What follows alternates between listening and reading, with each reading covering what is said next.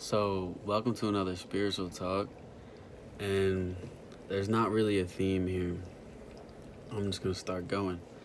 So, basically, God is the most amazing thing ever. And you don't know until He's in your life because there's so much to fall in love with in life and so many things to fall on and lean on that you're just lost. I mean, no offense, like, that's not what I'm saying, because I was lost too, and that's fine. Like, you have to be lost to become found one day. And if you don't want to take a righteous path, you don't have to. Like, life is yours and life is beautiful, but there is someone that gave you your life, the person who created everything. And he is just like you. Like, we were made in God's image. So it's just a beautiful thing to be alive and godly. We're made in a godlike image, and we can choose to live in that sense too, thanks to Jesus Christ, who taught us how we can live on this earth in a heavenly manner, which, following the footsteps of Jesus, basically putting love first and being generous with your time, energy, money, everything, and just being a giver and a lover. And really just the teachings of Jesus are the new commandments that we should be following. The Old Testament is the Old Testament. I mean, is it important? Yeah, there's a lot of lessons to be learned. But Jesus came and resurrected. Not just resurrected himself, but resurrected everything that we need to know as Christians and everything we need to follow in the steps of God. Jesus saved us because of these new commandments that we get to follow, and him dying for our sins, and us believing in him, and not just believing in him, but leading our lives with the actions to prove it. Believing in his teachings and then going out and learning from his teachings and demonstrating them for ourselves. I mean, there's nothing that gets better than that. It's pretty much the most beautiful thing to be found and to realize you don't need any of these things that most of the world still leans on. And everything, all the weight of this world, just give it back to the world and just believe in the Spirit instead. And then just go where the wind blows, walking in the path that God laid for you. It's such a stress-free way to live. And I'm not perfect. I still stress about things because I want things to go my way. Like, no one on this world is perfect. The only perfect man was Jesus. And, I mean, it's hard. But to lead a life of truth and love is the greatest thing you can do. So maybe that's all for this video.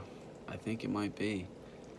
It was just a short little, and don't forget to pray and ask for signs, because you will be shown the way. Real quick before I end the video, I mean, how I've come to find that it works is all right, for me, I'm not going to tell you how it works. I'm going to tell you how it worked for me. I reached a really low point in my life. I never believed in God. I was taking my own path, doing what I thought made me happy, and it really just made me depressed. And I was doing things that I thought were good, that would make me feel good, and it just did all these horrible things in my life and made me feel horrible about myself.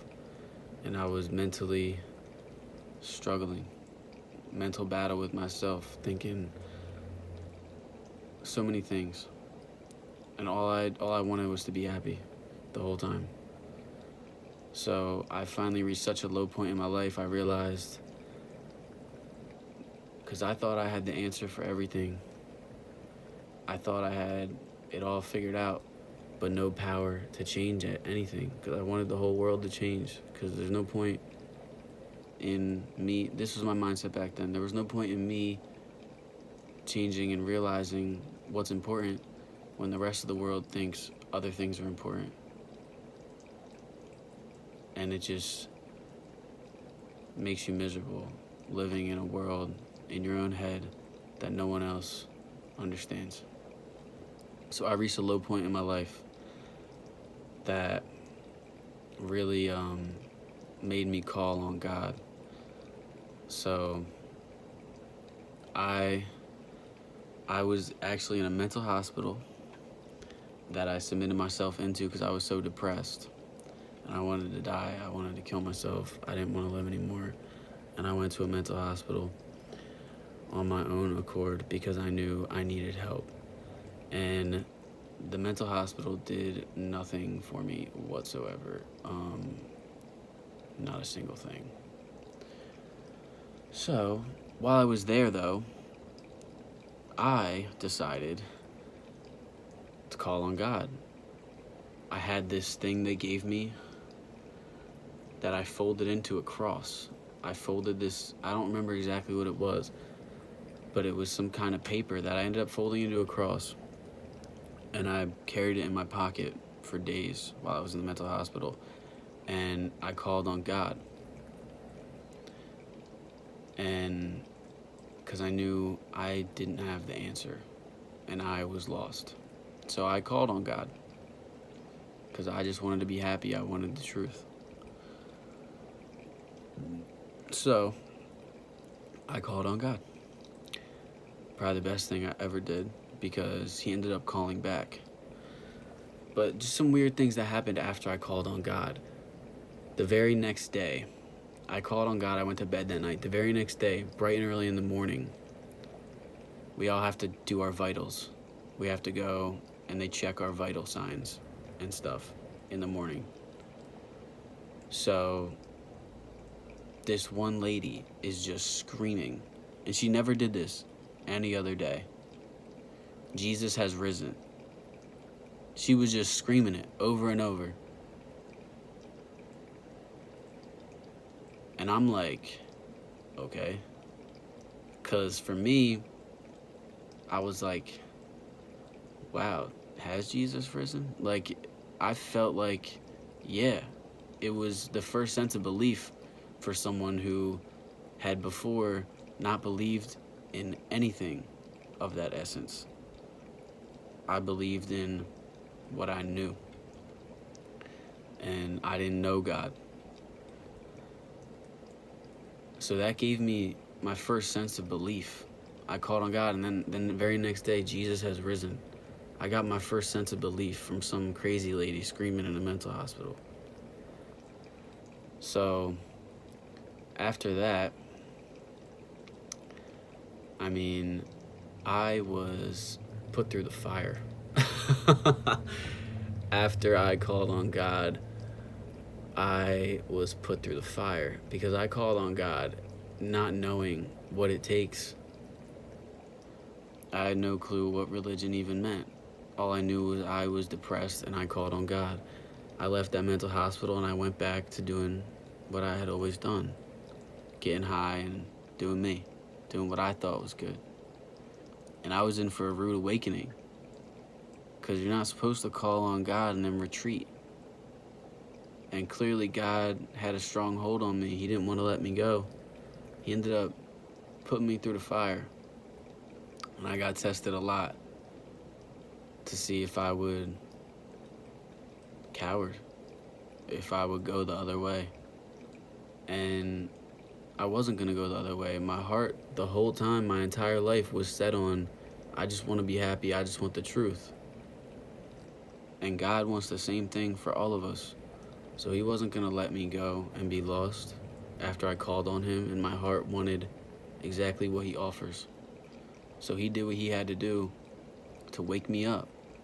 And God doesn't wake you up like your grandma singing, "Rise and shine, give God the glory, glory." That's how my girl, I used to hate it, yeah. But that's off track. But it's a rude awakening. You have to get tested to see, all right, if your life turns up so bad, are you going to go evil? Are you going to forget about your pure heart that wanted to be happy? Are you going to forget about how all you ever wanted was everyone to be happy? You wanted truth throughout the world? Because that's what I wanted. I wanted the whole world to be good, not just me. I wanted it for everyone. And it got me so messed up because the world is not a good place. And I knew that. So, yeah, basically, I was put through the fire. I was tested, and I didn't decide to go against that. I mean, it might be easier for some people, but it's not easy for me to turn against my heart. And I mean, for a while I was able to shut off my conscience and do whatever I felt was right, even though it was wrong. Because I felt like a lot of things that were wrong were right, because it's very easy to be misguided. I was misguided a lot by not my family. I mean, my family was always trying to get me, they had the right intentions to try to keep me on the right path and everything, but I mean, it's very easy as a kid to start soaking in all the wrong influences, and that's what I did. And growing up, I mean, I ended up doing a lot of bad stuff, but that's not because I wanted to be bad. It's because it's what I thought was good, what I thought was cool, what I thought was the right thing to do. And finally I was shown the right things to do, because clearly I couldn't be told. I couldn't be told by people who love me the right thing to do and just do it. I had to do a lot of the wrong things and get a very rude awakening. And now I can confidently say I do have God on my side leading me through life, and it's amazing to be found and not having to lean on anything anymore other than my faith. Because in times of doubt, you get reassured. It's so beautiful how you can pray and ask for clarity. You can ask for, please show me the way. Ask and you shall receive. It's in the Bible. I've asked and I have received in times of doubt, like where I'm losing my mind because I don't understand. I'm confused. Confusion is of the devil. And God will set you back on the path, and He will give you the reassurance you need. God works in mysterious ways, and you know it when you see it. You're like, wow. I have this app on my phone that does a daily prayer. Sometimes it's right through that. I might pray the day before for clarity on something, and the very next day, the prayer I get on my phone is spot on what I needed to reassure me I'm doing the right thing in the decisions I'm making or have to make or anything. When I might have felt confused, like why is this going all bad if I'm doing what I thought was right? Like, am I doing what's right? Can you show me? And had to do with the exact situation I'm in, the prayer, and reassuring me that I am doing the right thing, because it said it would turn out the way that it should and not anything else. But I'm not gonna get too specific into that. But sometimes it's other things too. Like I was seeing these numbers all the time throughout the day, like 444, 555, and like on the internet it said they were angel numbers, but then I come to find out There's nothing in the Bible that says anything about angel numbers, and it's really just some made up stuff that is like probably from someone who clearly didn't get their source from God. Why are you imitating the angels, you know? Like, who gives you the right to say they're angel numbers? That's a false prophet. So I was like, nah, I don't want to keep seeing these angel numbers. So it's one of the things I asked for a while ago. It's something stupid, but I was like, stop showing me these angel numbers every day and start showing me these numbers instead. That means something to me. These two different numbers. And I started seeing those numbers all the time, and I haven't seen angel numbers since. I never and I'll just be driving, I'll look, and it's like, I'm not gonna say my number because like I use it for a lot of things, but let's just say it's 42. That's like one of my dad's favorite numbers. So let's just say it's 42. I'll be driving, and all of a sudden it's like not even something I think about. I'm like focused on the road, and for some reason I'll just look at my phone, and as soon as I look at my phone, I'm not constantly going over and looking at my phone. I'm usually just eyes on the road, and it'll be like 42 minutes left in your drive, or it'll be like 42 miles. Like, but that's not as weird as when, let's say, the number means. Let's just say the number means that the Phillies will win, right? I mean, I should just use my real example, but I don't want to. So maybe one day I will when I'm assured in the future, because it's something that hasn't come to fruition yet, but I'm still getting reassured of it all the time. So let's just say 42 means that the Phillies are going to win. And they have a big game against the Houston Astros, who beat them in the World Series last year in 2022. Yeah, I think. I don't know. Yeah. Let's 2022 World Series. Phillies lost to the Houston Astros. Fact. Now it's 2023. We're about to play Houston. I'm like, oh, this is going to be a hard game. I think we're going to lose. Right as I have that thought, having doubt in the Phillies that they won't win and they will lose, randomly, I'm just thinking like, I'm just driving, all of a sudden now I'm thinking, oh, the Phillies play the Astros tonight. They're going to lose. And then for some reason, maybe a couple minutes later, I look over and I see the 42, whether it's on this or that or the third. It's in times where you need the reassurance because you're having doubt, you get hit with it. And I mean, it's amazing for me because it's exactly what I asked for. I asked for it in a very particular way. See, now, recently when I did it, I didn't ask for it in any particular way because I don't know how God's going to relay his message, or I'm not going to control that at all.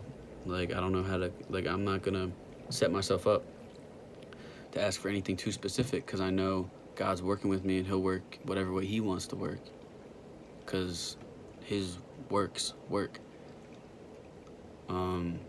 So recently when I prayed and I asked for something, I let him do it how he wanted to do it, and it came through on my app. Like I was just saying, I was praying for something.